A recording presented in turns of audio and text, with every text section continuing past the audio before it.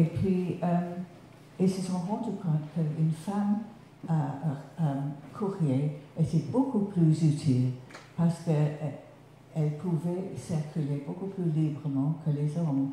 Alors, ils envoyaient les femmes, et les femmes portaient toujours le radio, le transmission d'endroit à endroit, parce que la radio avait l'ordre de ne jamais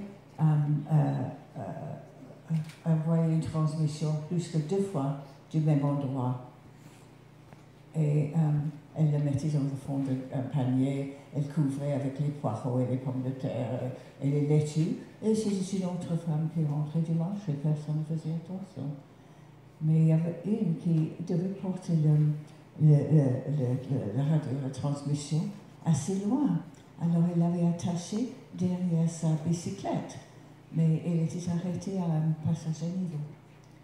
Et pendant qu'elle attendait, une voiture pleine de Gestapo s'est arrêtée à côté d'elle. Et un des officiers a baissé le vitre. Il a dit: qu'est-ce que vous avez dans cette valise? Parce que les radios étaient assez lourdes, ils pesaient à peu près 20 livres, et ils étaient insérés dans une petite valise, comme une valise de week-end.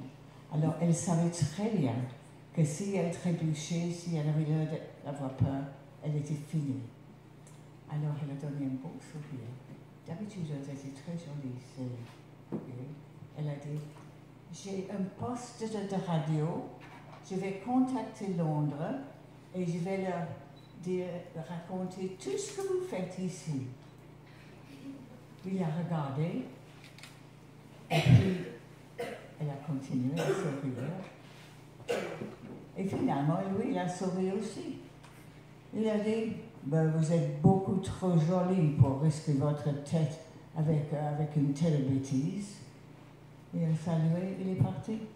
Comme il disait après, il aurait pu quand même me forcer à ouvrir la valise, et j'aurais sans doute été fusillée, mais au moins j'aurais été fusillée en disant la vérité.